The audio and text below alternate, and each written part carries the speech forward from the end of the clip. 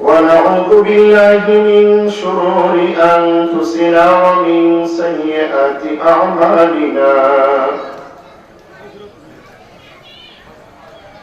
من يهده الله فلا مضل له ومن يضلله فلا هادي له ونشهد أن لا إله إلا الله وحده لا شريك له الذي لا شريك له ولا نظير له ولا مشير له ولا وزير له ولا ضد له ولا ند له ولا مثل له ولا مثال له ونشهد أن سيدنا وسندنا وشفيعنا وحبيبنا وأولانا ومولانا محمدا عبده ورسوله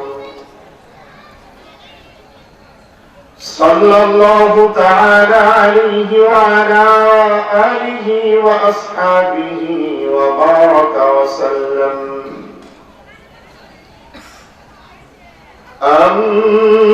أما بعد فأعوذ بالله من الشيطان الرجيم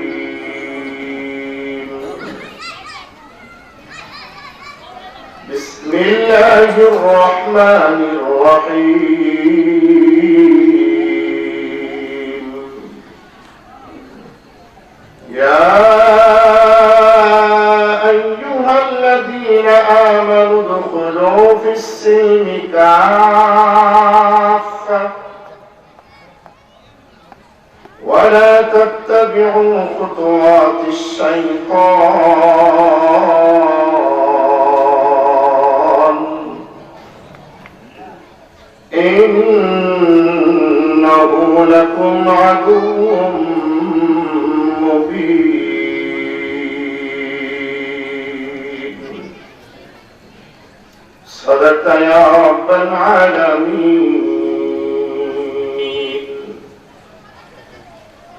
وقال رسول الله صلى الله عليه وسلم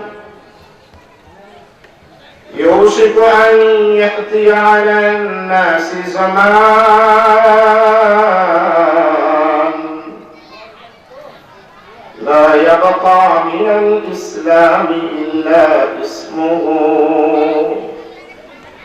ولا يبقى من القرآن إلا رسمه مساجدهم عامرة وهي خراب من الهدى علماؤهم شر من تحت أديم السماء من عندهم تخرج الفتنة وفيهم تعود.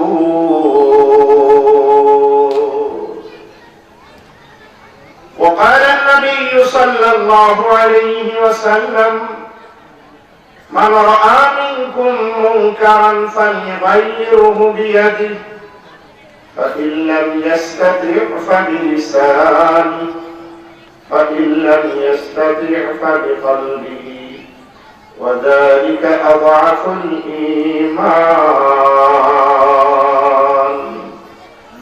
أو كما قال عليه الصلاة والسلام.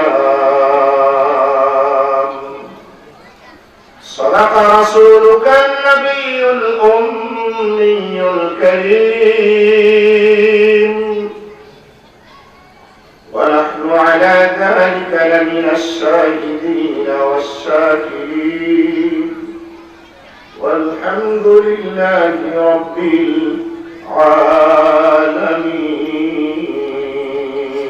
العالمين. خدا در انتظار حمد مانیست محمد چشم بر راه سنانیست خدا مدح آفرین مصطفی باز محمد حامد حمد خدا باز لا يمكن الثناء كما كان حقه بعد از بزرگوں توی قصه مختصر محمد بشر وليس كالبشر والياقوت حجر وليس كالحجر আমার সাথে সকলে মহব্বতে নামাজের মধ্যে যে দরুদ শরীফ আমরা পড়ে থাকি একটু সকলে জবান খুলে পড়ুন আল্লাহুম্মা সাল্লি আলা محمد وعلى آل محمد كما صليت على إبراهيم وعلى آل إبراهيم إنك حميد مجيد اللهم بارك على محمد وعلى آل محمد كما باركت على إبراهيم وعلى آل إبراهيم إنك حميد مجيد কোরআনের এই সামিয়ানার নিচে যে একত্রিত হওয়ার মতো সুযোগ করে দিয়েছেন আমি তো মনে করি এটা আল্লাহ পাকের দেওয়া যতগুলো নিয়ামত তার মধ্যে উত্তম একটা নিয়ামত কথা বলে নবী আলাইহিস সালাতু ওয়াস সালামের রেখে দেওয়া যতগুলো মুআজিজা কি কথা তার মধ্যে জীবন্ত একটা মুআজিজা তার নাম হলো আল কোরআনুল কারীম অতীত মুআজিজা বর্তমান মুআজিজা ভবিষ্যৎ এই কোরআন হলো একটা মুআজিজা কারণ নবী দুনিয়া থেকে বিদায় হয়ে চলে গেছে আমাদের নবীর মতো অন্যান্য নবীরাও বিদায় হয়ে চলে গেছে আল্লাহ পাকের দেওয়া কিতাবগুলো আল্লাহ পাকের দেওয়া শরীফাগুলো কোন শরীফা কোন কিতাব অক্ষত নাই সবগুলাই বিকৃত আল্লাহ তাআলা এমন একজন নবীর উম্মত করে আমাদেরকে পাঠিয়েছেন এবং এই নবীর জীবন্ত একটা মুআজিজা কোরআনুল কারীম আমাদেরকে আল্লাহ তাআলা দান করেছেন যে কোরআন রাসূলের উপরে যেভাবে নাযিল হয়েছে আজ আমাদের মাঝে ঠিক সেইভাবে আছে আমরা সেই কোরআন থেকেই তাফসীর করব নিজের বানানো কোনো কথা আমরা তাফসীরে নিয়ে আসব না নবী আলাইহিস সালাতু ওয়াস সালামের একটা জীবন্ত মুআজিজা যে হুজুর চলে যাওয়ার পরেও কোরআনটা এখনো টিকে আছে ওলামা একরাম হাফেজে কোরআনের সিনার ভিতরে এই কোরআনটা এখনো অক্ষত আছে সুতরাং পুরা পৃথিবীতে কোরআনের সমস্ত দিনগুলো শরীফাগুলো সমস্ত কোরআনগুলো একসাথে যদি আপনি পড়ে দেওয়া হয় কিংবা এগুলোকে পুরো কোরআনের ভিতরে রেখে তালাবলে দেওয়া হয় আমার বিশ্বাস নতুন একটা কোরআন হুবহু কোরআন বাহির হতে 1 বছর লাগবে না 1 মাসও লাগবে না 1 সপ্তাহ লাগবে না পুরা একটা দিনও লাগবে না কয়েক ঘন্টাতে আবার হুবহু কোরআন বাহির হবে এতে কি আপনাদের কারো সন্দেহ আছে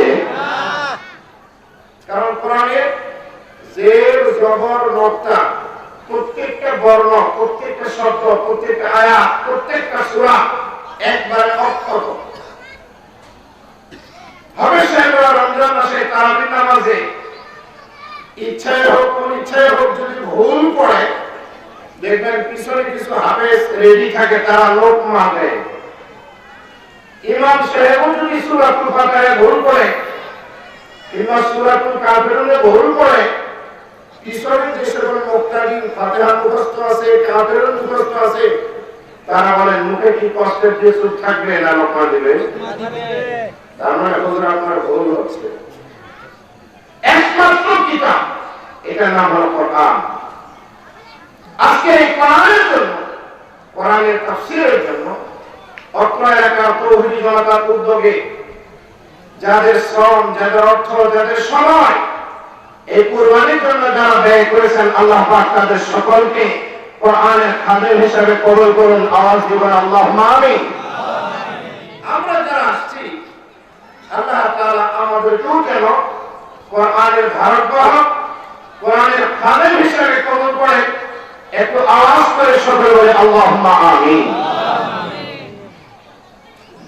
অসংখ্য অগণিত দরুদ ও সালাম বর্ষিত হোক হাবিবে কিবরিয়া আশরাফুল আম্বিয়া, শেষ নবী, শ্রেষ্ঠ নবী, বিশ্ব নবী, কুল কায়নাতের জন্য তিনি নবী, আপনার আমার নবী, মরুর দুলাল মাহমিনা রাদিয়াল্লাহু তাআলা আনহার কলিজার টুকরা, আমাদের সকলের প্রাণ প্রিয় নবী জনাবে মুহাম্মদুর রাসূলুল্লাহ সাল্লাল্লাহু আলাইহি ওয়াসাল্লামের প্রতি আল্লাহ তাআলা আমাদেরকে যে তার উম্মত হিসাবে মনোনীত করেছেন, নির্বাচিত করেছেন, আমরা যে নবীর উম্মত, এই জন্য আমি খুশি। আপনারা আমার সাথে সকলে খুশি তো? কারা খুশি? একটু হাত দেখে দেখায়। লিল্লাহি তাকবীর, আওয়াজ করে লিল্লাহি তাকবীর। আল্লাহ তুমি আমাদের সকলকে তোমার হাবিবের হাবিব হিসেবে কবুল করে নাও, বন্ধুর বন্ধু হিসেবে কবুল করে নাও। কারণ আমরা যে নবীর উম্মত, এতে আমরা গর্বিত, কারণ আমরা শ্রেষ্ঠ নবীর শ্রেষ্ঠ উম্মত। আল্লাহ তাআলা আমাদেরকে ইসলামের মতো দৌলত দিয়েছেন, কোরআনের মতো গ্রন্থ দিয়েছেন, সর্বোপরি শ্রেষ্ঠ নবীর শ্রেষ্ঠ উম্মত করে আল্লাহ তাআলা এই পৃথিবীতে আগমন করার সুযোগ দিয়েছেন। এই জন্য খুশিতে আরেকবার আওয়াজ করে বলে আলহামদুলিল্লাহ, আরেকটা আওয়াজ করে আলহামদুলিল্লাহ। আমি আপনাদেরকে অনুরোধ করবো একটা কথা, সম্মানিত উপস্থিতি, আমি আপনাদেরকে বলি আমাদের ধর্মের নাম কি? আওয়াজ করে বলতে হবে, কি নাম? ইসলাম মানে কি? ইসলাম মানে কি? আবারও বলছি, ইসলাম মানে কি? আপনারা যারা সামনে বসা সকলেই ইসলামের অর্থ করেছেন শান্তি। আমি বলি ইসলাম মানে শান্তি না। ইসলাম মানে কি না? এখন আপনারা অবাক হয়ে যাবেন, তাহলে এত যুদ্ধ জানলাম ইসলাম মানে শান্তি, আপনি বলেন শান্তি না, তাহলে ইসলামের অর্থটা কি? কানগুলো খাওয়া করে রাখেন। আল ইসলাম আরবি গ্রামারে বাবে ইফালের একটা মাসদার। আসলামা ইসলামু, ইসলাম এই শব্দের শাব্দিক অর্থ হলো দারাদান, নেহাদান, বাফা। কাহারও আনুগত্যে নিজের মাথাকে সারেন্ডার করা, অবনত করে দেওয়া, এর নাম হলো ইসলাম। ইসলামের শাব্দিক অর্থ হলো আনুগত্য। পরিভাষার মধ্যে ইসলাম কাকে বলে? ইসলাম বলতে বোঝায় আল্লাহ তাআলার বিধান নবীর তরিকা মেনে নেওয়ার নাম হলো ইসলাম। যারা মেনে নেয় তারা হলো মুসলিম, তারা হলো কি? এখন বলতে পারে যে হুজুর এতদিন যে আমরা জানলাম ইসলাম মানে শান্তি, তাহলে শান্তিটা গেল কই?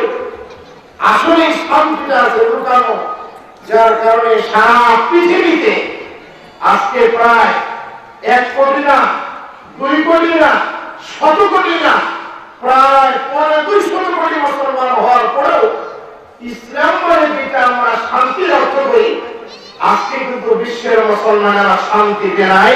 কথা বলতে হবে আওয়াজ দিয়ে, ঠিক না বেঠিক? সকলেই আমরা অশান্তি, কারণ ইসলামের অর্থ আমরা শান্তি নিয়েছি।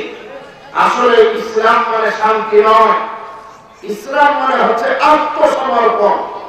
হ্যাঁ, কেউ যদি আল্লাহর হুকুমের সামনে নবীর তরিকায় নিজের ব্যক্তি জীবন, পারিবারিক জীবন, সামাজিক জীবন, রাজনৈতিক জীবন, অর্থনৈতিক জীবন, আন্তর্জাতিক জীবন পুরাটাকেই যদি আল্লাহ এবং রাসূলের তরিকায় কেউ যদি সারেন্ডার করে দেয় 100-তে 100, আল্লাহ পাকের ব্যক্তি জীবনে, পারিবারিক জীবনে, সামাজিক জীবনে, অর্থনৈতিক জীবনে, রাজনৈতিক জীবনে, এমনকি রাষ্ট্রীয় জীবনেও আল্লাহ তাআলা শান্তির নিশ্চয়তা দিয়েছেন।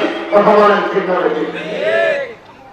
কেমন করে আমি আপনাদেরকে একটু বুঝিয়ে দিই।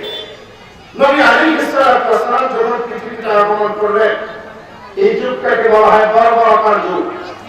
যে যুগে মারামারি, কাটাকাটি, পোড়াপোড়ি, চাঁদাবাজি, সন্ত্রাসী এমন কোন পাপ ছিল না যে পাপটা ওই যুগে হয়নি। কথা বলে, যার কারণে বলা হয় আইয়ামে জাহিলিয়ার বর্বরতার যুগ।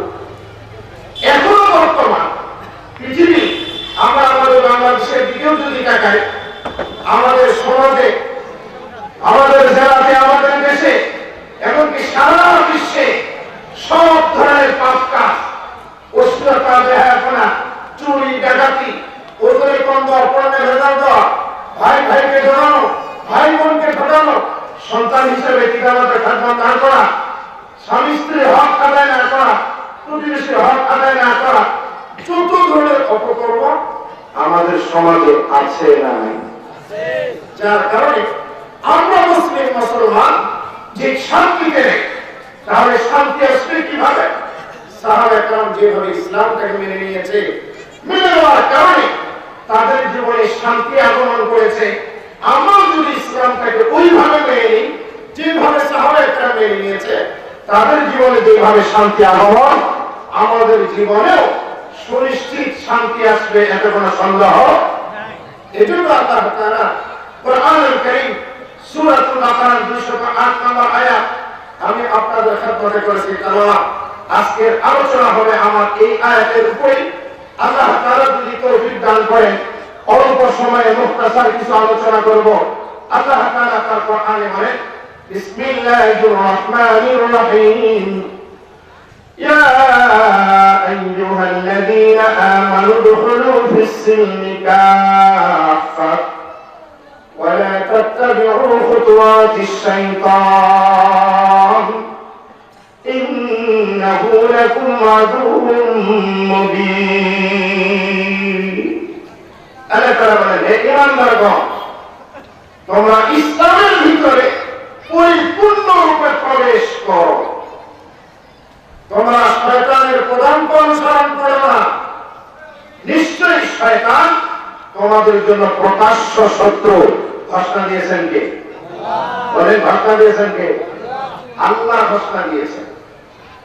এই আয়াতে আল্লাহ রাব্বুল আলামিন সাধারণ কোন কাফেরকে সম্বোধন করেননি, কোন ইহুদিকে সম্বোধন করেননি, কোন নাসারাকে আল্লাহ তাআলা সম্বোধন করেননি। হিন্দু মুশরিক যারা, নাস্তিক কুলাঙ্গার যারা, তাদেরকে আল্লাহ তাআলা সম্বোধন করেননি, সম্বোধন করেছেন ঈমানদারদেরকে। আল্লাহ তাআলা বলেন, ইয়া আইয়ুহাল্লাযীনা আমানু, হে আমার ঈমানদার বান্দাগণ, উদখুলু ফিস-সিলমি কাফা। আল্লাহ বলেন, তোমরা প্রবেশ করো ফিস-সিলমি, ইসলামের ভিতরে, কাফাতান আই জামিআতান, পরিপূর্ণ রূপে। সিলম শব্দটা কোরআনুল কারীমে এই আয়াতে আল্লাহ তাআলা ব্যবহার করেছেন। সিনের নিচে যদি জের করা হয়, এটার এক অর্থ হবে, সিনের উপরে যদি জবর দেওয়া হয় সালমুন, এটার আরেকটা অর্থ হবে।